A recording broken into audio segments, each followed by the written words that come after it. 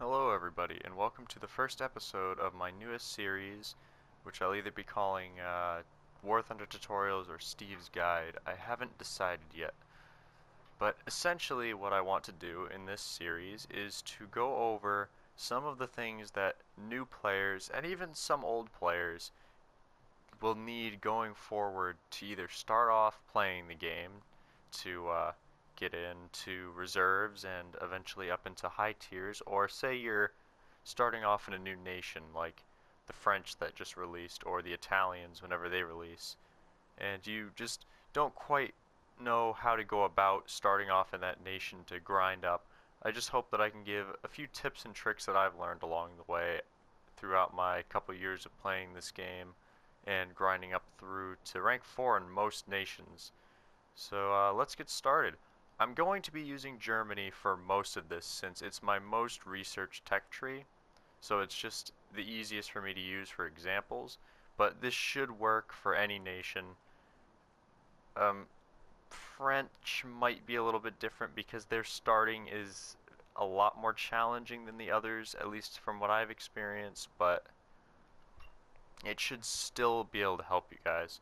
So the first thing I should go over is the do's and don'ts that I kind of came up with as I was thinking about starting this video. So when you first start up the game, you're not even looking at this screen yet. You've clicked the sign in button for the first time and it's loading you into the game.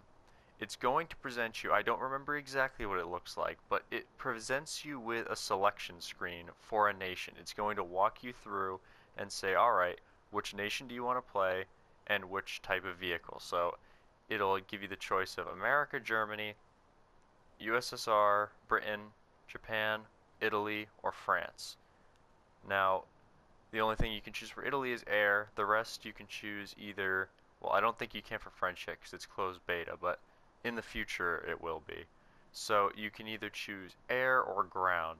So I'm not going to make that choice. I'm not going to say which one to go for because metas change, so whatever's good right now could change in the future. So just pick what you want to play. I chose Germany because German tanks interest me the most, and I already had some experience coming from World of Tanks, which some of you may have come from.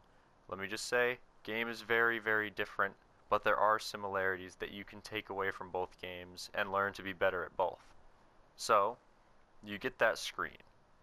Now, it's going to prompt you to basically choose what you want to play with. It may want you to play the tutorial first. If you do, just play through it. You get some golden eagles for doing it. It takes like 5 minutes. But choose your nation. So, say you choose Germany. Make sure you do not pick air by accident if you want to play tanks or vice versa, because you won't get your free premium. When you first start off in game, at least it used to. I don't believe they've changed.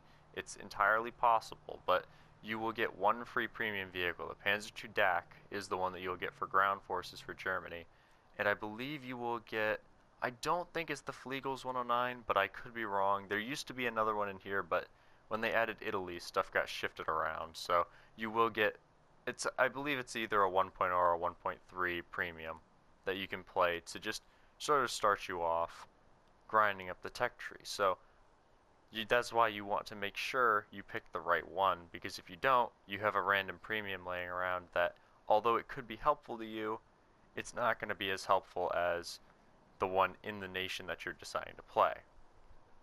Now, next, in my don'ts, this is pick a nation.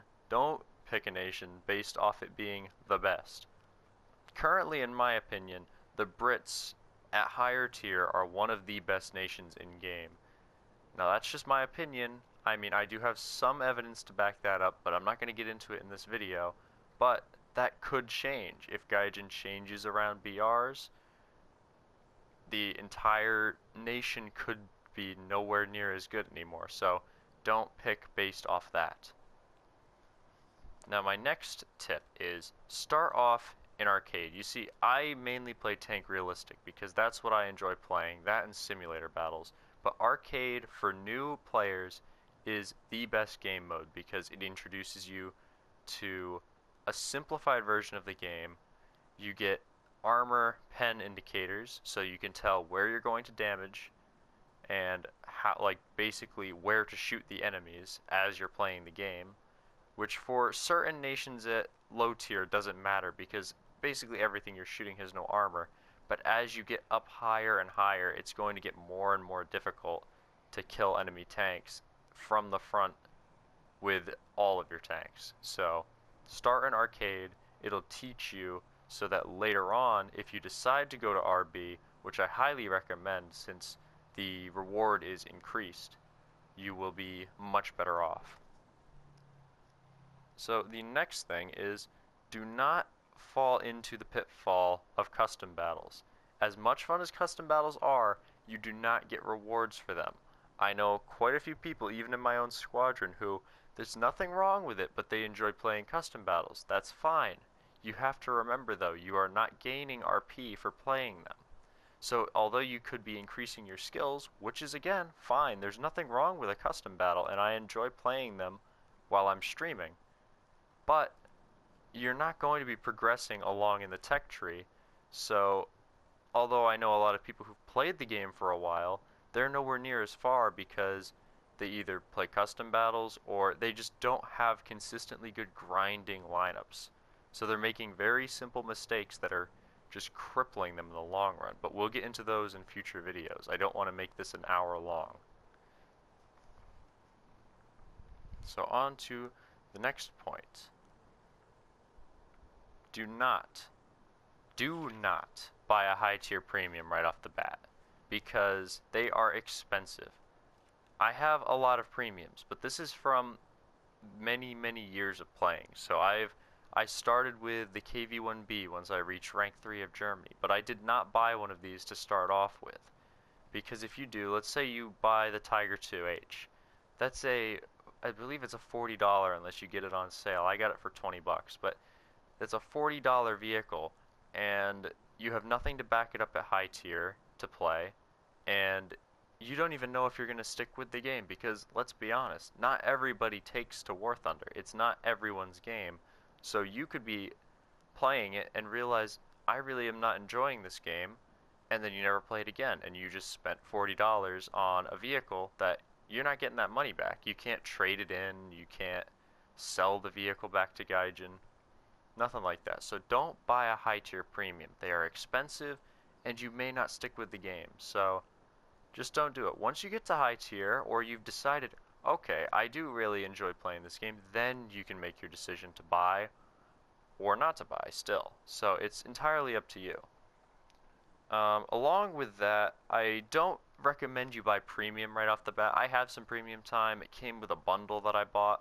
But I don't recommend you buy premium time just straight up. I mean, it does, don't get me wrong, premium is insane for grinding, but again, it's expensive, you might not stick with the game, and also, it only really benefits you if you're running premium with premium vehicles. I mean, don't get me wrong, the double RP and double money that you're gaining, I believe it's double money, right? Look at me, I don't even know what it gets. Okay, so this is the rewards that it gets you. So it gets you a lot more rewards in all of the in the game modes. However, it's only giving you those benefits for a certain amount of time and then it's gone. So I mean, if you say, I think you might get a couple days to start with, or if you don't, if you buy a couple with the golden eagles you get, there's nothing wrong with that. It helps you get a boost. Just don't go out and buy like a year of premium because first off, there's sales. Second off, you're not going to be consistently using it if you're just starting off in the game because odds are you're going to be more easily pulled to other games besides War Thunder.